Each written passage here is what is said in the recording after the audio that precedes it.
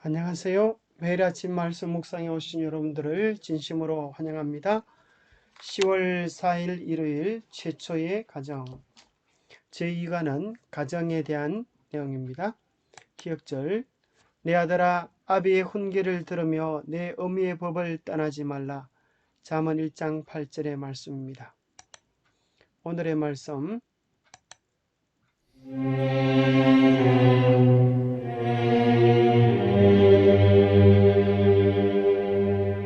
3장.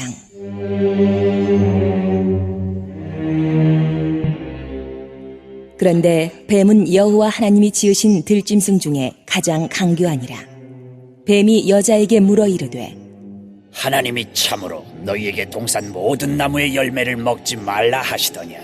여자가 뱀에게 말하되 동산나무의 열매를 우리가 먹을 수 있으나 동산 중앙에 있는 나무의 열매는 하나님의 말씀에 너희는 먹지도 말고 만지지도 말라. 너희가 죽을까 하노라 하셨느니라. 뱀이 여자에게 이르되 너희가 결코 죽지 아니하리라. 너희가 그것을 먹는 날에는 너희 눈이 밝아져 하나님과 같이 되어 선악을 알 줄 하나님이 아심이니라.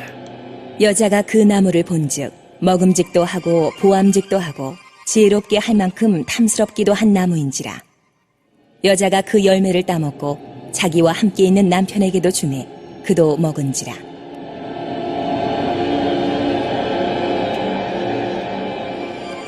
이에 그들의 눈이 밝아져 자기들이 벗은 줄을 알고 무화과 나무 잎을 엮어 치마로 삼았더라.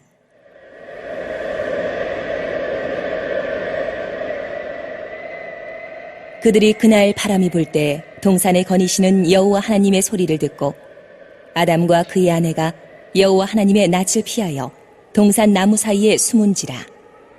여호와 하나님이 아담을 부르시며 그에게 이르시되 내가 어디 있느냐? 이르되 내가 동산에서 하나님의 소리를 듣고 내가 벗었으므로 두려워하여 숨었나이다. 이르시되 누가 너의 벗었음을 내게 알렸느냐? 내가 내게 먹지 말라 명한 그 나무 열매를 내가 먹었느냐? 아담이 이르되 하나님이 주셔서 나와 함께 있게 하신 여자 그가 그 나무 열매를 내게 주므로 내가 먹었나이다. 여호와 하나님이 여자에게 이르시되 내가 어찌하여 이렇게 하였느냐? 여자가 이르되 뱀이 나를 꿰므로 내가 먹었나이다. 여호와 하나님이 뱀에게 이르시되 내가 이렇게 하였으니 내가 모든 가축과 들의 모든 짐승보다 더욱 저주를 받아 배로 다니고 살아있는 동안 흙을 먹을지니라.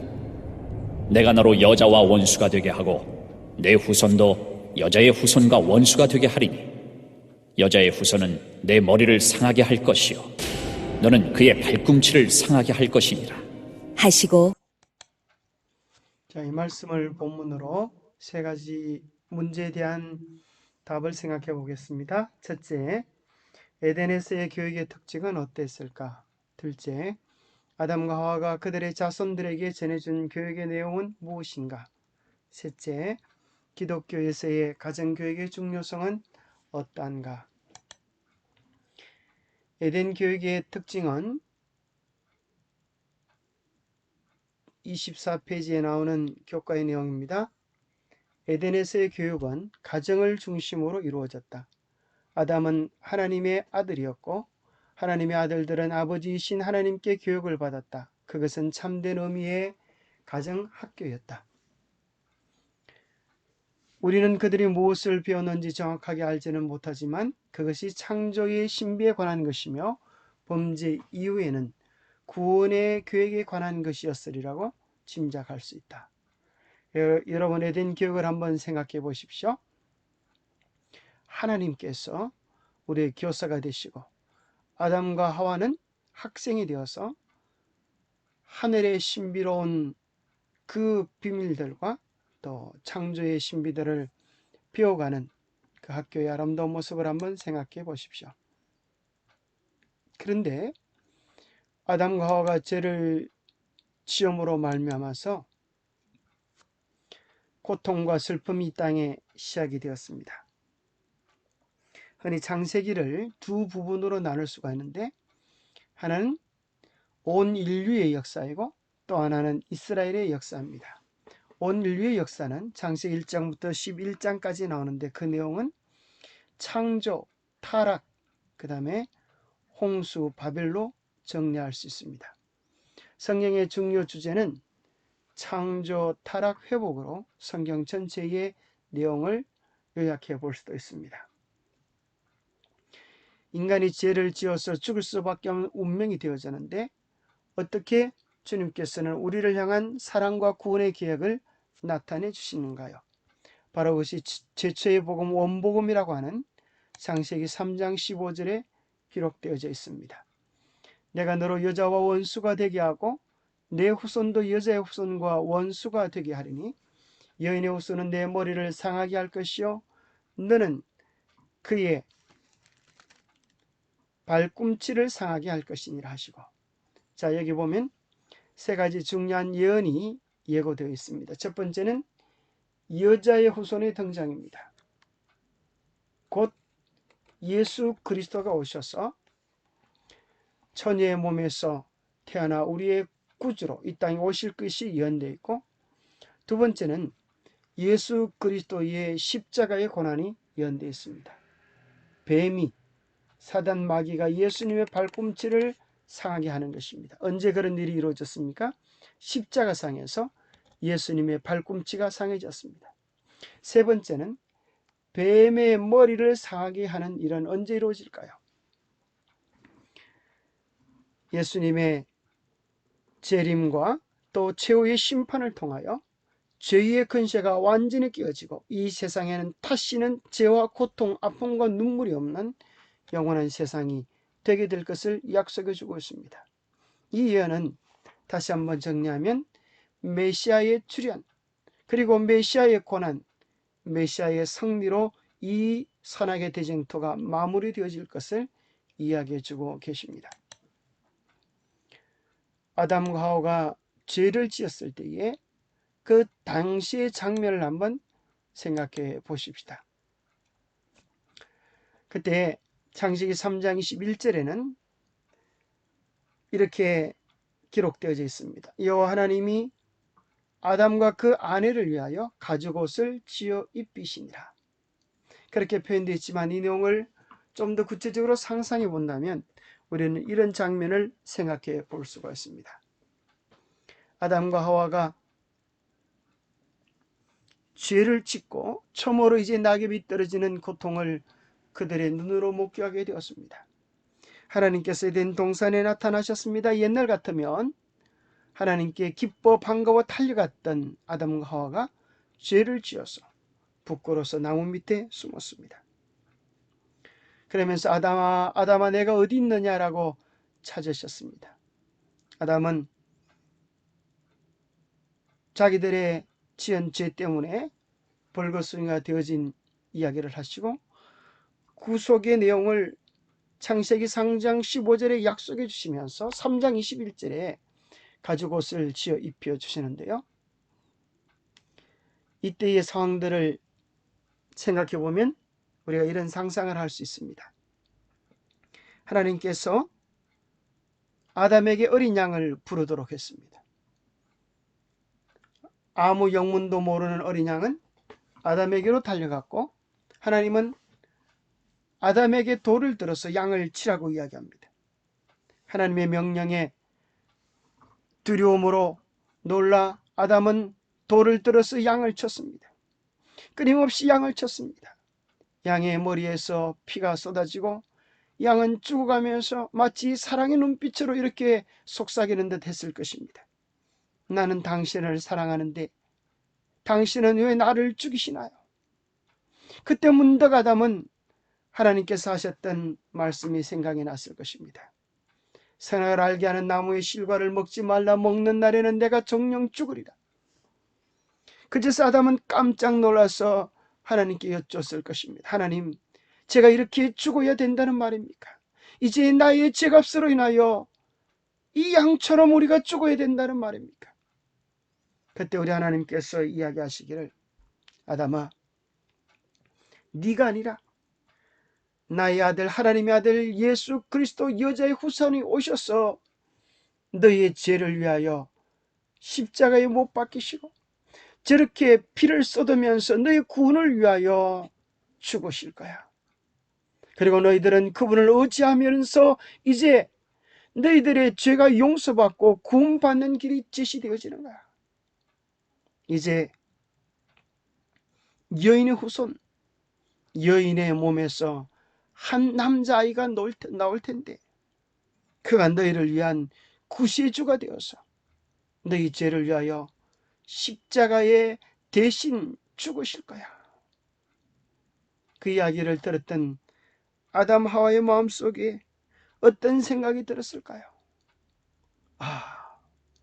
참으로 우리가 죽어 마땅한데 어떻게 하나님의 아들 예수 그리스도가 우리를 위하여 저렇게 죽음을 당하셔야 하나 하는 하나님의 사랑에 대한 큰 마음의 감동이 있었고, 두 번째는 죄가 이러한 고통을 가져왔음을 깨닫고 죄에 대한 미움, 그것이 아담과 하와의 마음속에 있게 되었을 것입니다. 바로 창세기 3장 15절에 나오는 말씀처럼 죄를 원수로 여기는 마음을 하나님께서 그들의 심령 속에 심어 주셨을 것입니다. 그래서 우리가 아는 오를 얻자는 우리의 죄가 어떻게 용서받고 우리가 의롭게 되어져 구원받을 수 있는지를 보여주는 한문의 참 의미 깊은 글자입니다. 밑에 것은 나아자, 죄를 지어서 죽을 수밖에 없는 우리의 상황을 이야기하고, 우리가 용서받기 위하여 양양자, 양의 모습입니다. 나의 죄를 위하여 죽으신 예수 그리스도를 우리가 의지하면 우리의 죄가 용서받고 의롭게 되어지는, 구원받을 수 있는, 하나님의 백성이 되어질 수 있는 놀라운 약속을 이야기해 주신 것입니다. 이러한 구속의 신비가 아담이 그의 자녀 가인과 아벨에게 전해주었던 교육의 내용이 없을 것입니다. 그래서 아담과 하와가 전해준 그 교육에 따라 아벨은 어린 양의 피로 하나님께 제사를 드리게 되어집니다. 그러면서 그들은 이야기했을 것입니다. 죄 짓기 전에 에덴의 그 아름다움에 대하여, 그 행복에 대하여 이야기했을 것입니다. 그 아름다운 에덴에 대한 기쁨에 대하여 이야기했을 때 한 사람은 에덴에 대한 그리움으로 기대와 설렘이 찼겠지만, 또 한 아들은 죄를 지어서 에덴을 잃어버리게 한 그의 부모에 대한 원망과 미움이 그의 가슴 속에 가득 찼을지 모릅니다. 고린도서 4장 6절에 보면 어두운 데에 빛이 비치리라 말씀하셨던 그 하나님께서 예수 그리스도의 얼굴에 있는 하나님의 영광을 아는 빛을 우리의 마음에 비추어 주셔서 구속의 비밀을 깨닫게 하시고 우리가 어떻게 구원받을 수 있는 길을 알게 해주셨습니다. 그래서 우리의 마음속에 새로운 하나님의 뜻, 하나님의 생각을 우리 속에 심어지는데, 그것이 곧 십계명입니다. 주님이 나를 이렇게 사랑하셨으니 나도 주님의 구원의 은혜에 감사하여 그분의 말씀에 순종하여 살고 싶은 마음을 가지게 됩니다. 그래서 마음을 다하며 목숨을 다하며 힘을 다하며 뜻을 다하여 하나님을 사랑하고 내 이웃을 내 자신같이 사랑하는 하나님의 뜻에 순종하는 자녀로 거듭나게 되어집니다.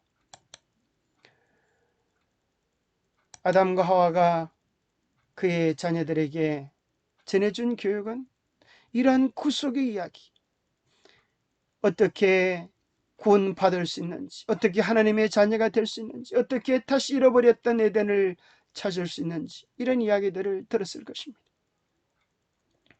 그리고 창세기 3장 19절에는 내가 흙으로 돌아갈 때까지 얼굴에 땀을 흘려야 먹을 것을 먹으리니 내가 그것에서 취함을 입었습니다. 너는 흙이니 흙으로 돌아갈 것이니라. 아담이 그의 아내의 이름을 하와 곧 생명이라 불렀으니 그는 모든 산자의 어머니가 됩니다. 처음 아담에게서 취하여진 여인의 이름은 여자였습니다. 그런데 하나님께서 창세기 3장 15절에 여인의 후손을 통하여 구원받을 수 있는 길이 있음을 약속하시자 아담이 그 여인을 통하여 하와를 통하여 구원자가 올 것으로 그렇게 믿었습니다.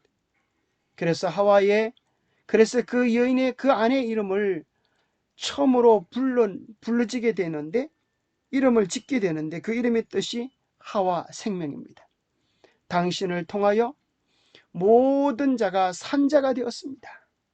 바로 구속의 약속을 인정하고 받아들인 신앙적 고백이 하와라고 한 이름입니다. 하와를 부를 때마다 당신을 통하여 아들이 올 것입니다. 당신을 통하여 메시아가 올 것입니다. 하는 아담의 신앙적 고백이었습니다. 그러나 안타깝게도 그들이 기대했던 아들은 낳았지만 그 아들은 그들을 구원할 구세주가 아니고 자기 동생을 때려 죽이는 적그리스도의 모형이 되고 말았습니다. 그때부터 인류는 끊임없이 아들을 낳고 싶은 그런 기대와 소망 가운데서 출산하게 되었습니다. 기독교 교육은 그렇다고 하면 기독교에서의 가정교육의 중요성은 무엇인가? 여러분 교과 24페이지에 보면 기독교 교육은 가족과 신자들에게 교리, 예배, 지침, 친교, 전도, 봉사를 가르치겠다는 일종의 약속이다. 가정은 우리가 가족들을 돌보며 하나님의 사랑과 약속을 가르치는 공간이다. 가정은 예수님이 자녀들에게 그들의 하나님과 구주와 친구로 소개되고 성경이 하나님의 말씀으로 높임을 받는 것이다. 가정은 하늘 아버지와의 건강한 관계란 어떤 곳인지에 관해서 어떤 모습인지에 관해 우리가 모본을 보여주는 것이다. 그렇습니다. 가정은 우리 모든 자녀들에게 하나님의 사랑이 무엇인지 하나님의 약속이 무엇인지를 실제로 보여주는 최초의 학교가 되어야 합니다. 자녀들의 부모님의 모본을 통하여 아버지의 돌봄을 통하여 어머니의 자상한 사랑을 통하여 우리를 향한 하나님의 사랑이 무엇인지를 보여주는 참으로 진정한 삶의 교육, 모본의 현장이 되어야 합니다. 가정 교육이 성공해야 우리의 자녀들이 바른 신앙 안에서 설 수가 있습니다. 영감의 교훈은 이렇게 이야기합니다. 하늘의 가마로 가정을 둘러싸라. 가정은 가족 교회이며 가족 학교입니다. 가정의 뿌리기는 가족의 모든 구성원인 부모와 자녀들이 서로 교제함으로 축복을 받고 힘을 얻을 만큼 신령해야 합니다. 하늘의 가마는 교육적입니다. 그러한 가마로 둘러싸인 자들은 하늘에 있는 학교에 들어갈 준비를 갖춥니다. 우리가 우리 자녀들을 가정에서 잘 훈련시키고 양육시킬 때 우리는 하늘 학교에 들어갈 수 있는 준비를 우리의 가정을 통하여 갖추게 되어집니다. 재림신대 가정 15페이지에는 이야기합니다. 가정은 모든 활동의 중심이다. 사회는 가정들로 구성되고 그 가장들의 행위에 따라 좌우된다. 생명의 근원은 마음에 있고 지역사회와 교회와 국가의 번영은 가정에 있다. 사회 행복, 교회의 성공, 국가의 번영이 가정의 가마에 달려있다. 여러분 가정이 얼마나 중요한지 그것이 국가의 번영의 중심, 교회의 성공, 사회 행복의 중심이라고 이야기합니다. 가정이 모여서 사회를 이루고 이러한 사회가 모여서 마을이 모여서 국가가 되어집니다. 고로 가정의 행복이 국가의 행복의 결정적인 요인이 되는 것입니다. 어떻게 하면 우리의 가정이 행복을 되찾을 수 있을까요? 바로 우리의 가정이 에덴의 가족으로 회복해야 되겠습니다. 하나님이 우리의 교사가 되어져야 하겠습니다. 마치 야곱이 잠이 깨어 일어나서 여호와께서 과연 여기 계시거늘 내가 알지 못하였도다.